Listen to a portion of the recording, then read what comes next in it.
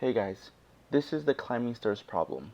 I'm going to go step-by-step process on how I can solve this problem and my thought process on how I go from beginning to end of how to solve and come up with a nice solution.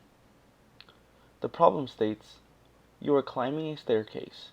It takes n steps to reach to the top. Each time, you can either climb 1 or 2 steps. In how many distinct ways can you climb to the top? So one of the first things that I thought about is, okay, you're climbing in a staircase. Let me write some notes. I'm climbing a staircase and it takes me n steps. So let's say it takes me 4 steps. So it says each time you can do either 1 or 2 steps to reach the top.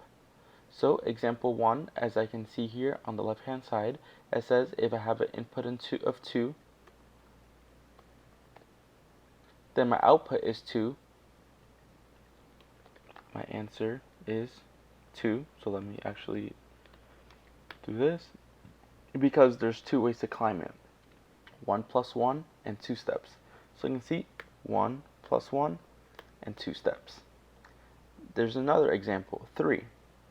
So if n equals 3, then I can go step by step on 1 step, 2 step, 3 steps, because I can only do combinations of 1 and 2, 1 and 2, and 2, 1, 1. So I'm, in a sense, seeing a pattern. What's the pattern that I'm seeing?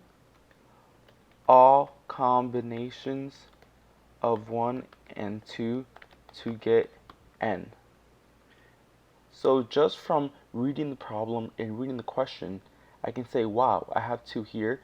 All the combinations of 1s and 2s to give me 2. All combinations of 1s and 2 to give me 3. And here, if I have 4, it will be 1, 2, 2, 3, 4. 1, 2, 3, 4. 1, 2, 3, 4. 2, 3, 4. So this would actually be 5. So I'm looking and I can see that that's the pattern that's happening. And another thing, when you're also see that there's certain patterns or combinations most of the time, is a dynamic programming problem. And in a dynamic programming problem, though this video is not to show you I'm not going to talk about how to solve all dynamic programming problems, but there's many ways you can do it. Obviously, you can do a top-down approach, a bottom-up approach. Obviously, you can use memoization, which maybe in this problem we can use, and this is like pretty much like a cache or hold values that we have already seen. And another thing is, using a mathematical formula or something. So with dynamic programming problems, there's almost always, in a sense, kind of repetition, and then we can go back and grab from that repetition. So as of right now, I can see it's a dynamic programming problem. I'm not sure yet what I'm seeing, but I know that there's a pattern to get all combinations.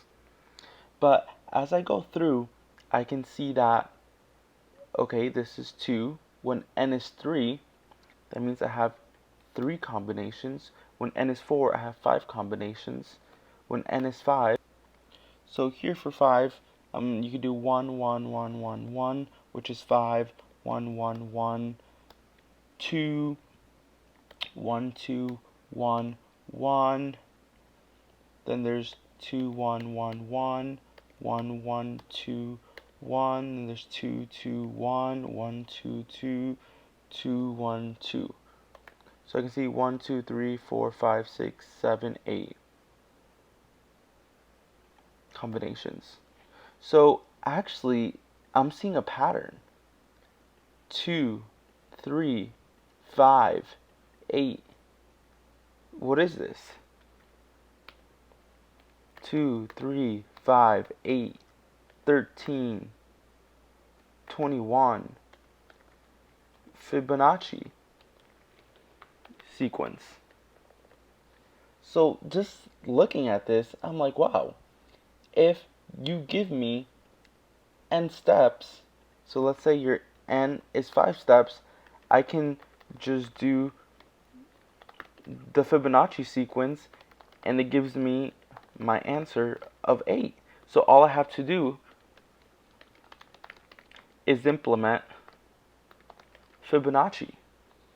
And obviously, if you try n equals 6 or n equals 7, you're going to see that that's what you get. And actually, there is a lot of problems in programming that have to do with Fibonacci and probably different types of patterns. So that's one of, I think, learning how to implement Fibonacci is extremely important because I've seen that. So how do we add the Fibonacci algorithm? So I'll show you the Fibonacci sequence. It's usually 1, 1, 2, 3, 5, 8, 13, 21, etc. When you do the Fibonacci, is usually, let's say n is 5, is because you did n minus 1 and n minus 2. So is the adding this gives you this number. Let's say you want to find 8, you add 3 and you add 5. You want to find 21, you add 8 and you find 3. So the way you implement that is, and I'm actually going to do this recursively, so I'm just going to do n minus 1 plus, climb stairs, n minus 2. So if n equals 5, this is going to be 4, this is going to be 3, and those are pretty much my, it's going to go 5, it's going to be 4, then it's going to do n equals 4, so when n equals 4, it should be 3, and when this is 5 is 3, that means that n is 3, so when n equals 3, that is 2, or should give me 2. And whenever, obviously, in either recursive programming or dynamic programming, you have base cases where no matter what, when n is 1 is 1, and when n is 2 is 2. So those are my base cases.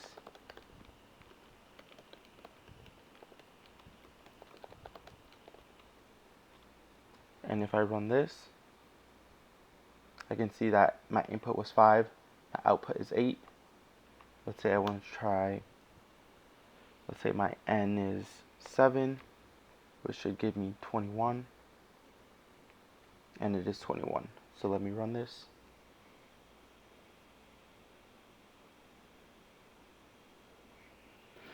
So as of now, as you can see, things are taking quite long. And there's a good chance that I might get time limit exceeded. And I did get time limit exceeded. And the issue is that this is getting called over and over again. So here, if I do a quick example, let's say my n equals 8.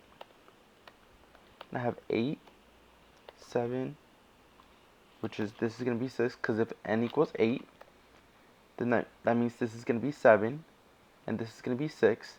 But when the 7 goes in here, then this 7 is actually going to be 6 and 5. This 6 is going to be 5 and 4. And then when this 6 is in here, is going to be 5 and 4, etc., etc. But the thing is that if I call this 6 and all these calculations, why can't I just save these calculations so when I get to this 6, it gives me that number, so I don't have to recalculate this. And you know, like I said before, dynamic programming has a lot of values that we have already seen. So it can just give me that cache. So how can I write that cache? I can actually write that cache as an array. For example, let's have this as an array, and here I'm doing my memorization, saving my values. So to save my values, all I have to do is, instead of returning this, I will actually want to return the value that this is. So since I want to return this value, I'm going to actually call this total and just return total, which is the same thing as return this. I'm just calling it a variable. But the reason I'm doing that is because now I want to save it in my cache. So whenever n, whatever it is, let's say is 4, then I want to save that total there. So whenever I recall it again, I know that 4 has that value, or n has that value. And how do I do that? Well, I do that here. I say if memo, or whenever I get to it, return that value. So if this is 8, it gets to 7, here 6, it does the calculation for 6, but then when the 7 gets to this 6, it sees that the 6 has already been calculated, it gives me the 6 back, so it doesn't have to make that calculation. So when I click submit, as you guys can see, my answer was accepted, and the reason why was because we added that cache value. There was no time limit exceeded because we didn't have to run all these calculations multiple times. We only ran it once. And that's how you solve this problem with dynamic programming and Fibonacci.